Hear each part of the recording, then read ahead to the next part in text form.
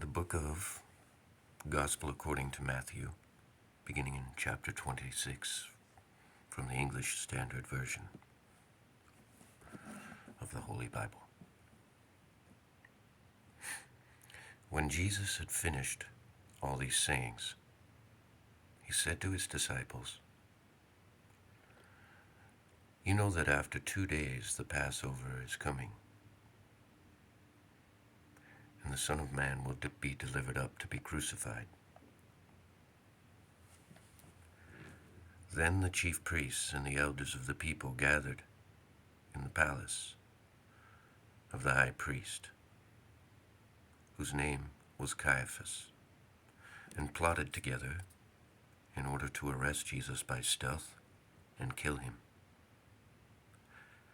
But they said, "Not during the feast, lest there be an uproar among the people." Now when Jesus was at Bethany, in the house of Simon the leper, a woman came up to him with an alabaster flask of expensive ointment, and she poured it on his head as he reclined at table. And when the disciples saw it, they were indignant, saying, "Why this waste? For this could have been sold for a large sum and given to the poor." But Jesus, aware of this, said to them, "Why do you trouble the woman? For she has done a beautiful thing to me. For you always have the poor with you, but you will not always have me. In pouring this ointment on my body, she has done it to prepare me for burial. Truly I say to you, wherever this gospel is proclaimed in the whole world, what she has done will also be told in memory of her."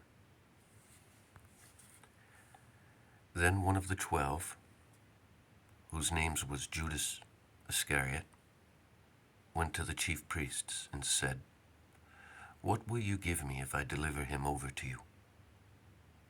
And they paid him 30 pieces of silver.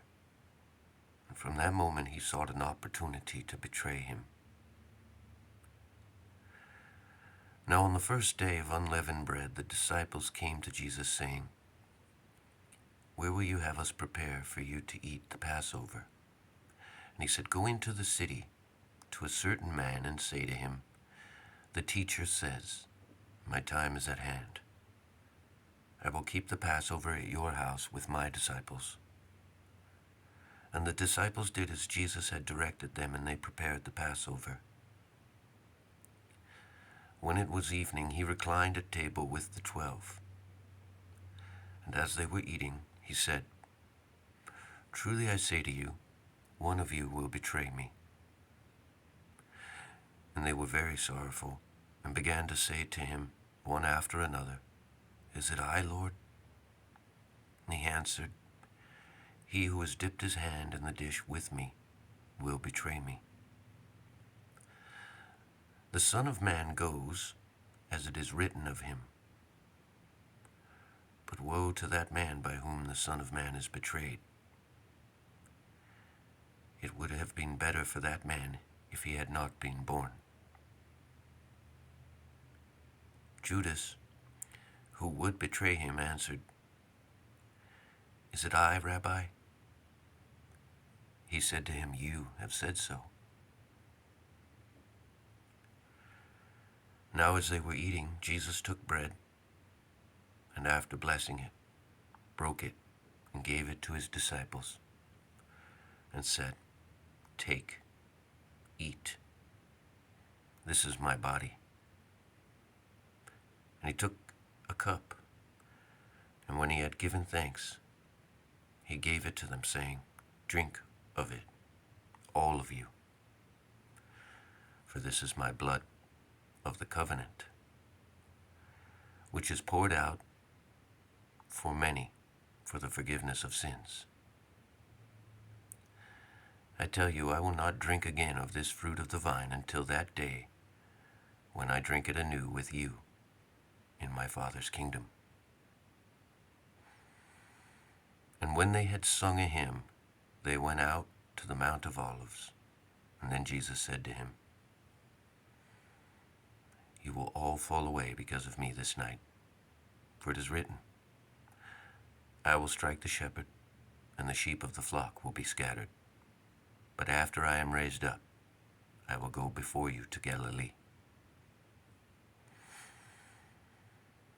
Peter answered him, "Though they all fall away because of you, I will never fall away." Jesus said to him, "Truly, I tell you, this very night, before the rooster crows, you will deny me 3 times. And Peter said to him, "Even if I must die with you, I will not deny you." And all the disciples said the same. Then Jesus went with them to a place called Gethsemane. And he said to his disciples, "Sit here while I go over there and pray." And taking with him Peter and the 2 sons of Zebedee, he began to be sorrowful and troubled. And then he said to them, "My soul is very sorrowful, even to death. Remain here and watch with me." And going a little farther, he fell on his face and prayed, saying, "My Father, if it be possible, let this cup pass from me.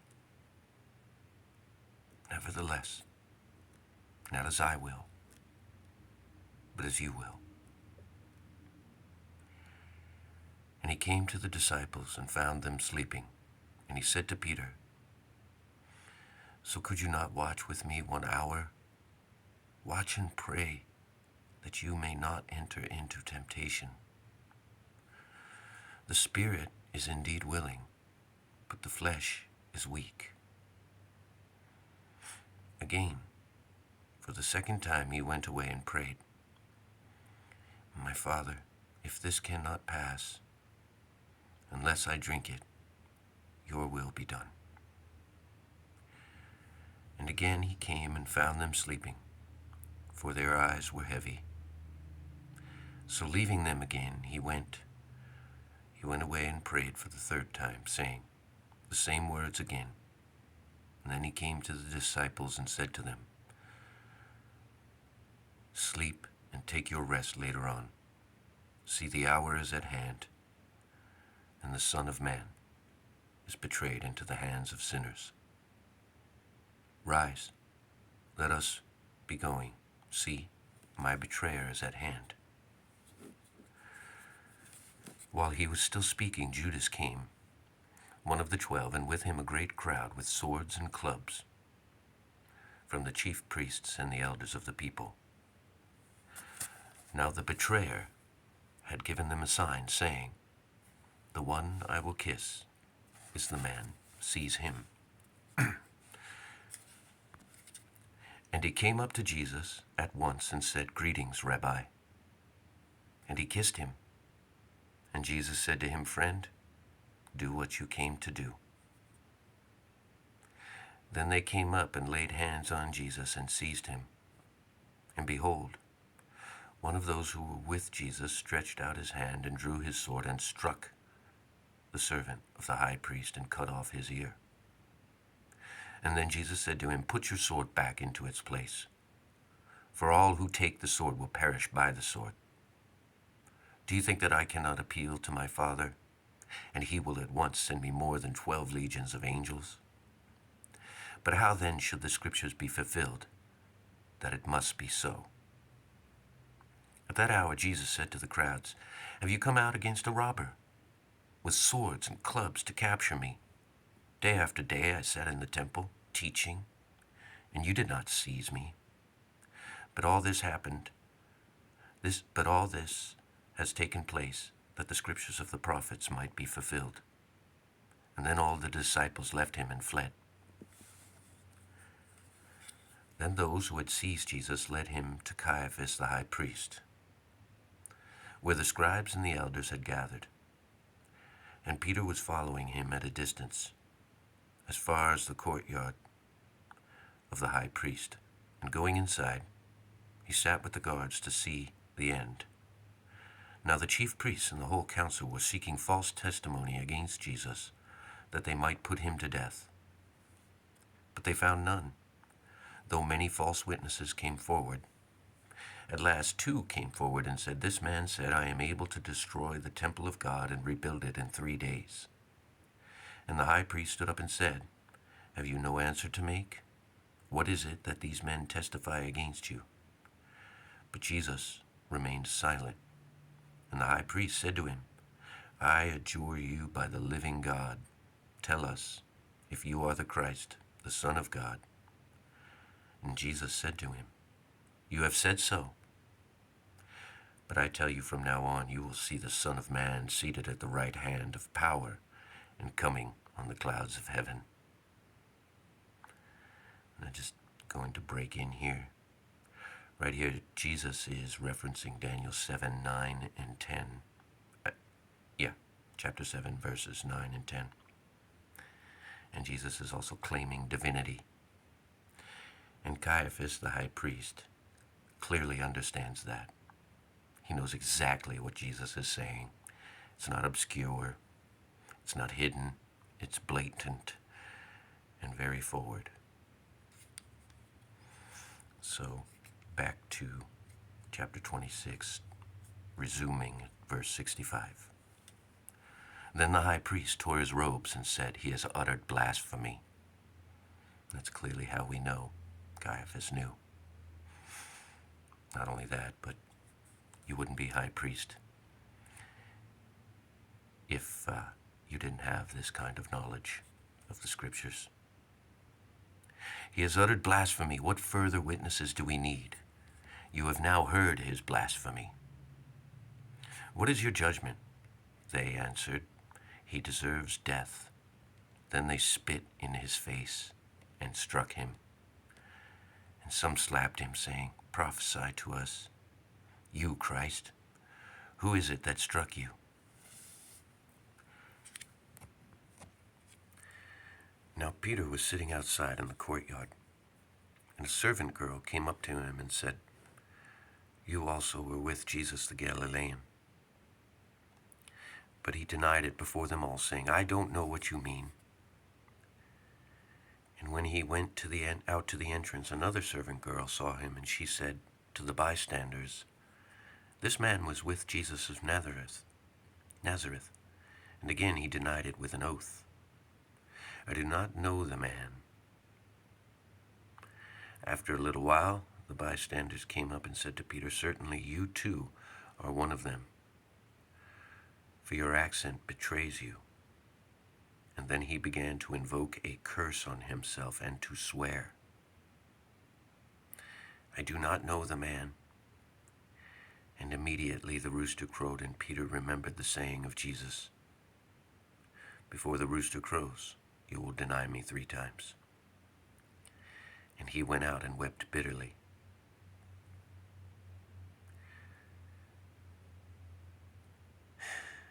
When morning came, all the chief priests and the elders of the people took counsel against Jesus to put him to death. And they bound him and led him away, and delivered him over to Pilate the governor.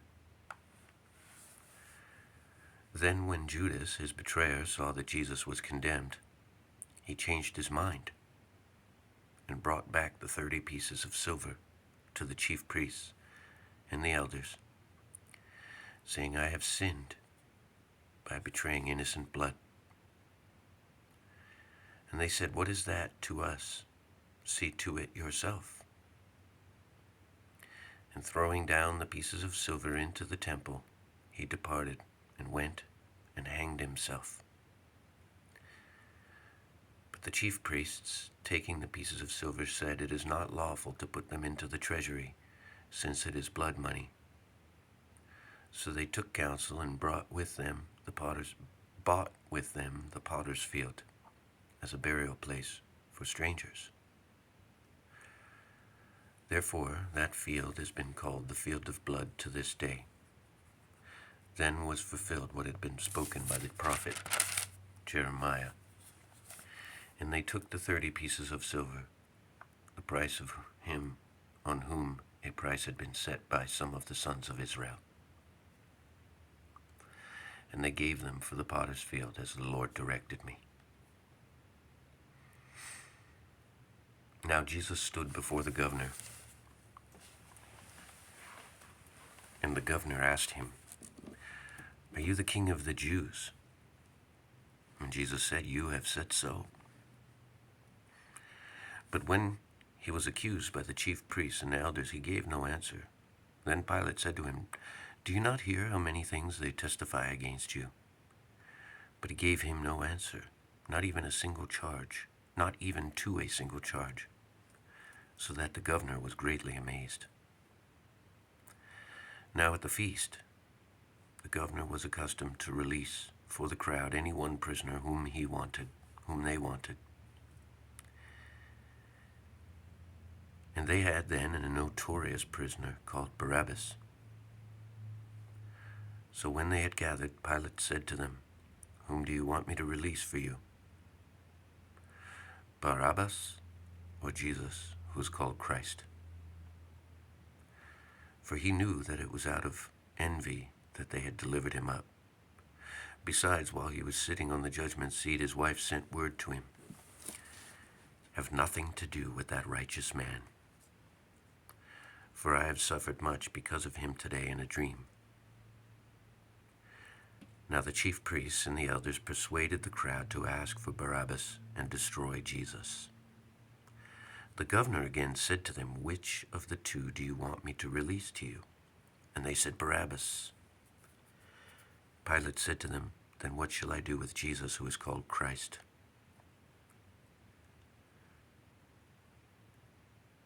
They all said, "Let him be crucified." And he said, "Why? What evil has he done?" But they shouted all the more, "Let him be crucified." So when Pilate saw that he was gaining nothing, but rather that a riot was beginning, he took water and washed his hands before the crowd, saying, "I am innocent of this man's blood. See to it yourselves." And all the people answered, "His blood be on us and on our children." Then he released for them Barabbas, and having scourged Jesus, delivered him to be crucified. Then the soldiers of the governor took Jesus into the governor's headquarters, and they gathered the whole battalion before him. And they stripped him and put a scarlet robe on him. And twisting together a crown of thorns, they put it on his head and put a reed in his hand. And kneeling before him, they mocked him, saying, "Hail, King of the Jews!" And they spit on him and took the reed and struck him on the head. And when they had mocked him, they stripped him of the robe and put his own clothes on him and led him away to crucify him. As they went out, they found a man of Cyrene, Simon by name. They compelled this man to carry his cross. And when they came to the place called Golgotha, which means place of the skull, they offered him wine to drink, mixed with gall. But when he tasted it, he would not drink it. And when they had crucified him, they divided his garments among them by casting lots. Then they sat down and kept watch over him there. And over his head they put the charge against him, which read, "This is Jesus, the King of the Jews." Then 2 robbers were crucified with him, one on the right and one on the left. And those who passed by derided him, wagging their heads and saying, "You who would destroy the temple and rebuild it in 3 days, save yourself. If you are the Son of God, come down from the cross." So also the chief priests with the scribes and elders mocked him, saying, "He saved others. He cannot save himself. He is the King of Israel. Let him come down now from the cross, and we will believe in him. he trusts in God, let God deliver him now, if he desires him. For he said, I am the Son of God. And the robbers who were crucified with him also reviled him the same way. Now from the 6th hour there was darkness over all the land until the 9th hour. And about the 9th hour Jesus cried out with a loud voice, saying, Eli, Eli, lema sabachthani. That is, my God, why have you forsaken me? Which is a fulfillment of the prophecy from David in Psalm 22:1. And some of the bystanders hearing it said, This man is calling Elijah. And one of them at once ran and took a sponge, filled it with sour wine, and put it on a reed, and gave it to him to drink. But the others said, Wait, let us see whether Elijah will come to save him. And Jesus cried out again with a loud voice, and yielded up his spirit. And behold, the curtain of the temple was torn in two, from top to bottom. And the earth shook, and the rocks were split. The tombs also were opened, and many bodies of the saints who had fallen asleep were raised. And coming out of the tombs after his resurrection, they went into the holy city and appeared to many. When the centurion and those who were with him, keeping watch over Jesus, saw the earthquake and what took place, they were filled with awe and said, Truly, this was the Son of God. There were also many women there, looking on from a distance, who had followed Jesus from Galilee, ministering to him, among whom were Mary Magdalene, Mary, the mother of James and Joseph, and the mother of the sons of Zebedee.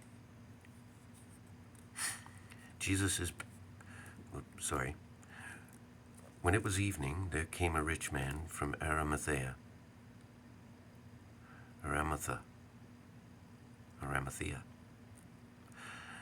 He went to Pilate and asked for the body of Jesus. And then Pilate ordered it to be given to him. And Joseph took the body and wrapped it in a clean linen shroud and laid it in his own new tomb, which he had cut in the rock. And he rolled a great stone to the entrance of the tomb and went away. Mary Magdalene and the other Mary were there, sitting opposite the tomb. The next day, that is, after the day of preparation, the chief priests and Pharisees gathered before Pilate and said, Sir, we remember now how that impostor said while he was still alive, After 3 days I will rise. Therefore order the tomb to be made secure until the 3rd day, lest his disciples go and steal him away and tell the people he has risen from the dead. And the last fraud will be worse than the first. Pilate said to them, You have a guard of soldiers.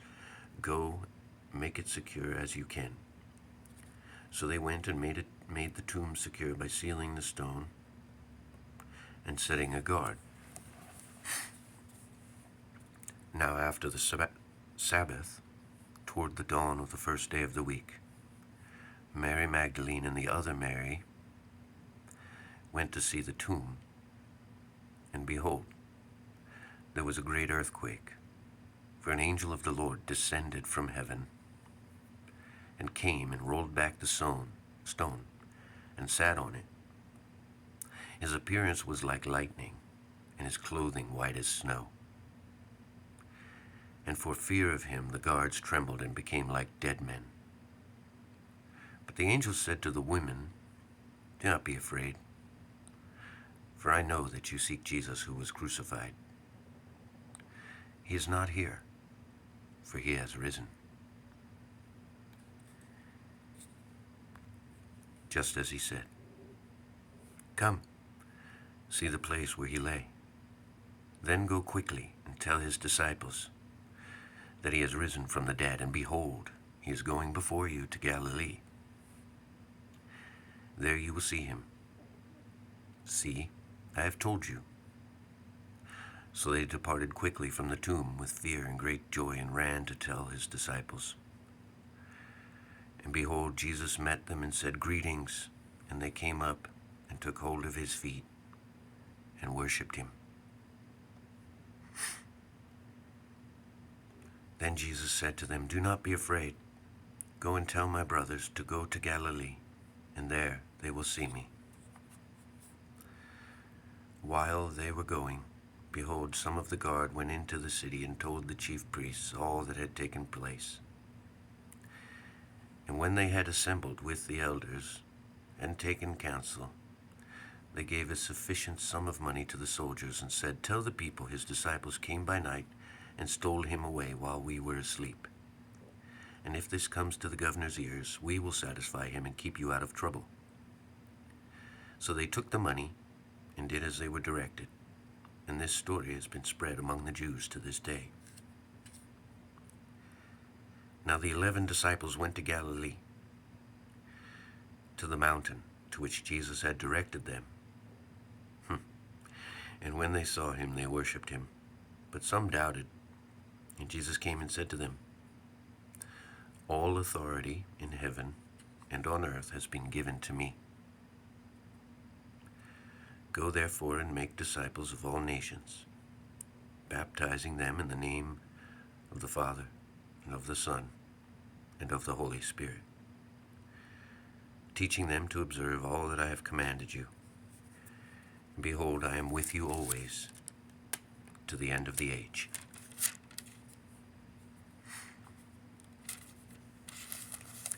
And that, my friends, is the beautiful conclusion of the book of Matthew, the gospel according to him. There's a lot of rich complexity and beauty in everything I've just read. But this is the Lord of heaven and earth, by whom were all things made, and for whom all things were made. And this is the one who died for our sins,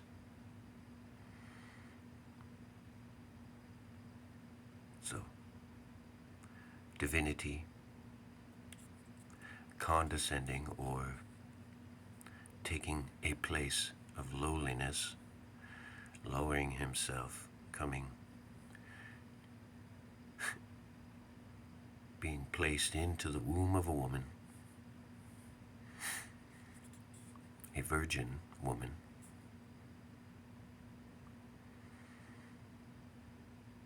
and he came into the world through childbirth from Mary. Now I imagine that having the very living God of heaven inside of you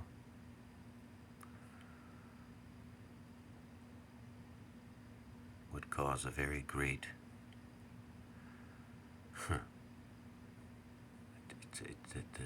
the great anointing is what I wanted to say, but it goes far beyond that. The fact that the living God was living inside the womb of a woman for 9 months, roughly. This would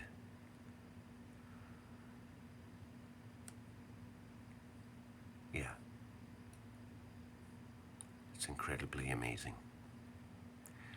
And I don't have the words to express the depth of it. He was born into the world as a man, before this time, he always existed. And he came and revealed himself at different periods of history and different times, under different circumstances,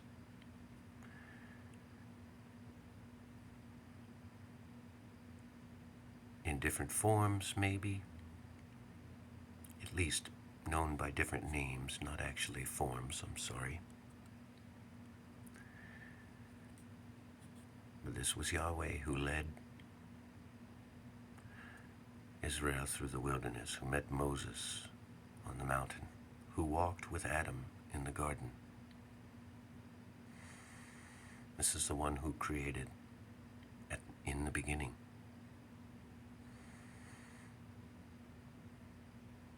He is one with the Father, one with the Spirit.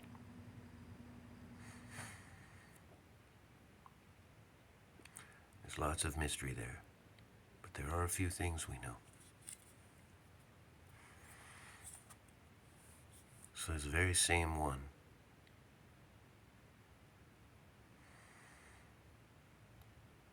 born into the earth through a virgin. He was crucified by Pontius Pilate, dead, died, was buried, and on the third day he rose again. He ascended into heaven, where he sits at the right hand of God the Father, which basically is another way of saying all authority in heaven and on earth has been given to me, meaning to Jesus. The right hand of God the Father is the power and the authority and whatever else a right hand would do.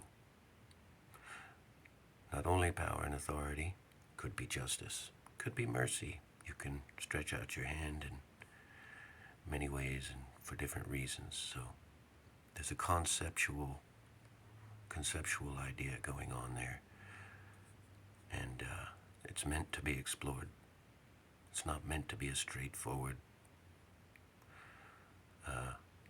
systematized response. It's meant to make you think and to dig and to search.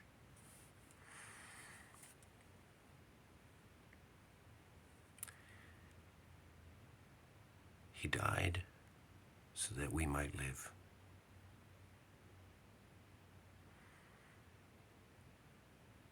So I trust in him. Trust in him, believe in him, and you will find life. If you really believe.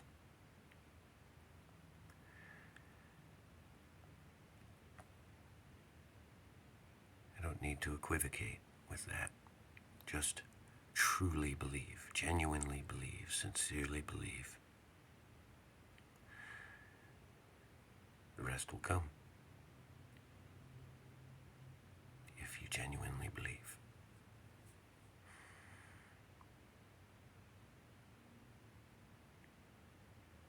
Godspeed, everybody. Godspeed.